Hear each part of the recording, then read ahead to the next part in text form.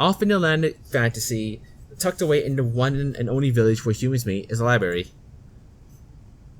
Here in Susan, a great number of books from the outside world are hidden in its bookshelves, along with books from, oh yeah, I remember that part, supernatural sources.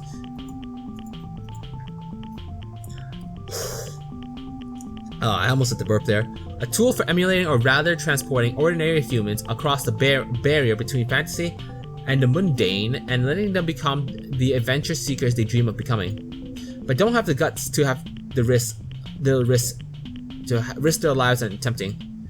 And thus, a certain ordinary shrine maiden took her chances with the book. After all, there was another more personal barrier she sought to cross. So at early dawn, she seized her opportunity. Fuck, the eyes are creeping me the fuck out, okay? Welcome to... Oh my, Miss Reimu, you're up early. Yeah, this is getting creepier and creepier by the second. Do you need something? I don't know if they were doing this on purpose. I've heard a rumor that there's a new book from the outside world. Cursed by yokai, yada yada yada, whatever, as usual. Ah, you've heard the rumors then. Yes, we do have that book. Kozuzu passes by Reimu to reach one of the many bookshelves in Suzanon and grasps a book with a colorful paper cover. Unfortunately, it's actually just another reference book. It's actually just B? Yeah, B, another reference book. Mostly mathematics and history. Kozuzu returns with the book and hands it over to Reimu. She takes a look at the cover and sees her face reflected in the glossy painting of a dragon fighting what appears to be a blue-robed magician. She flips through it while Kozuzu gets a broom and begins sweeping the entrance. All I got from it is that it's a guide to play some kind of game. Unfortunately, all the details about the settings and place went over my head. So it's just a regular book. It is indeed. Nothing cursed about it at all. And I was hoping for another incident. I was hoping for another incident. Kozuzu froze up and dropped her broom. But really? You were hoping for an incident? Kozuzu bent over to grab her broom. Yes, I even sent Marissa a letter. I told her to meet me here before dawn in case I needed backup. She's late. Kozuzu fell over in surprise. Oh, it's been quite a while since I've heard about M's. About M's? Heard you talk about M's, Marissa. It's been such a long time since I've seen the two of you together. Kozuzu picks herself back up with her broom in hand as she dusts herself off. It had legitimately been quite a long time. Kozuzu was pretty sure they were avoiding each other. She knew it wasn't her place to tell the two how they should act, but their lovey-dovey complaining about each other grew on her over time, even if it were not meant as hearing as much about the occasional yokai. How many weeks has it been since I've seen you two come in together? 2, 3? A month at this point. I really did miss hearing from the two of you. How are things going with her now? Oh, well, you know, the usual. Oh, but she's late, right? Is she gonna come today? She might. She might not come. Oh, why not? I may have gotten a little cross from Marissa the last time we met. Reimu coughs. I'd rather... Oh, wait, did I miss? What did I miss? I'd rather... Oh, okay, that was it. Reimu pauses, looking away from Kozuzu. Now talk about it? Before anyone can answer, the door to the library jerks wide open as another person steps in. Hey, Kozuzu, I've got a book you need to see.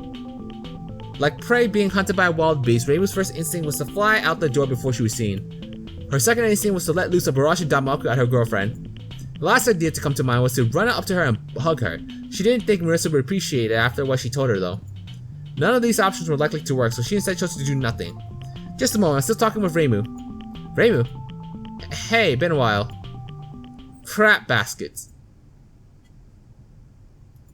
Kozuzu looked back and forth between the two, both well-regarded yokai exterminators and respected protectors of Gensokyo. She looked at their dilated pupils, profuse sweating, and shell-shocked expression with a mix of worry and utter astonishment. Hey Marissa, it's been a while. It sure has been. Yeah, Reimu. I see you got the letter. Sure, let's go with that for now. Marissa turns away from Reimu and hands Kozuzu a leather-bound grimoire with deep etchings of unreadable symbols going along its sides. We dug this up, entire thing's unreadable to me, and I was hoping you'd have a see. Still transpired there back and forth, Kozuzu could only manage a half-hearted reply. Sure. As she takes the book and skims its cover, the Reimu and Marissa have slipped into mutual silence. Their eyes meet, but the two can only turn away and wonder what the other is thinking. Seems to be a grimoire about Gensokyo. Kozuzu flips through the first few pages adorned in hand-written ink. Oh, I recognize these numbers. I think it's referencing the same game as the cursed book Miss Reimu was looking for. Cursed book? Oh, that turned out to be just a guide for a game. Sorry for having you come all the way here. Well, I suppose if there's nothing special about it, then you can keep it. Can't play with it if I can't read it after all. Sure, hopefully this will be easier to understand than the last. As Marissa and Kozuzu talk, Reimu decided that she could take her leave. After all, she saw that Marissa was clearly doing fine without it. Just knowing that was enough to satisfy her, and she had other shrine maiden duties to attend, of course. With a polite cough, she makes a beeline for the door. If there's nothing you need for me, then. Utterly and entirely sure that the two were avoiding each other at this point, Kozuzu decided to help get the two to open up to each other again. If it wasn't her place to do so, then it was no one's. Seeing these two act so awkwardly around each other was unbearable to her. Yes, there is something. I haven't been able to play this game yet, and it's meant for at least 3 players to try together. Imagine if it's actually cursed, and you need to play the game to anticipate it. Though she fumbled, her words were enough to convince the shrine maiden to at least stay long enough to alleviate any more worries, whether they be her owned or Kozuzu's. Purely business. I suppose it's possible. I'll have to make sure any yokai lurking inside that book are exterminated then. What about Miss Marissa? 3 players, huh? Marissa glanced over at Reimu and sighs. Well, I've got the same reasons as Reimu's, and it might be fun, sure. Great, just give me a minute to set things up. Kozuzu takes the 2 books and... What? Huddles behind the front desk while shuffling through its drawers. I'm not a big fan of the text. I'm not a big fan of it, personally. The font it's harder for me to tell. House of Shrine? Oh, normal. House of the Store. Same old. So what's Fun been doing? So what's Aun been doing lately? I think you know. She was the one who delivered the letter to you after all. She hasn't returned yet. I thought she was staying at your place. Letter, huh? The one you mentioned? I didn't actually get any letter, though. Perhaps she got lost? She's been out since last night. I'm sure she's fine. Maybe Alice found her or something. Reimu managed a slight chuckle. I'll go look after her after we finish up here. And if I find her, I'll make sure to tell her how to get back. You know, since I can't go back myself. I've said... Oh, oops. Well, I might as well... It's actually not better to save. More time to save is better. I've set it up. Take these dice and character sheets and we can start. Hey, wait. Just give us a minute. Let's talk after we're done here. Better if we don't worry Kozuzu. Yeah. Reimu and Marissa head over to Kozuzu's desk. Oh, anything? Oh, there you go. Ah, so you use your power shot to actually hit them, not how hard you hit. I think I get it.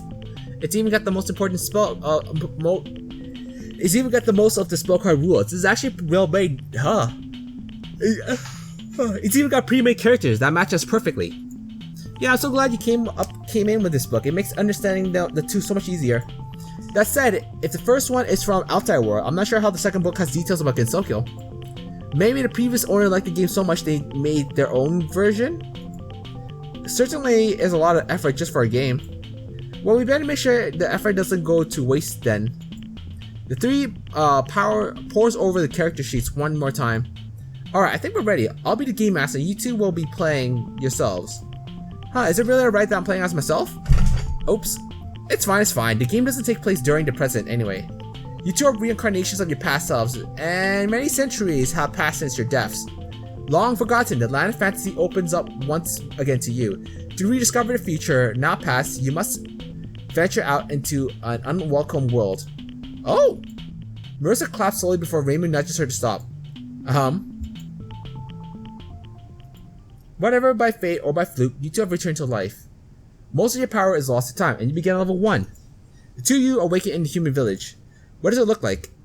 The land is twisted, and former homes are ruined by are ruins of the former selves. There's not a single human in sight. Instead, your vision is populated by fairy folk playing, overgrown plants that seem to stare back, and whispering spirits floating around through your body. Out of the corner of your eye, you notice a girl with long hair watching you, carrying a case on their back. Attached to her head is a pair of rabbit ears. Psst, Reimu. Marissa nudges Reimu and whispers in her ear. Doesn't that sound familiar? Sounds like Raisin. Kozuzu shouldn't be able to know this.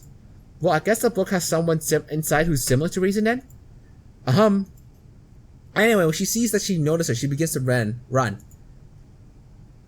You know what? I want to save here.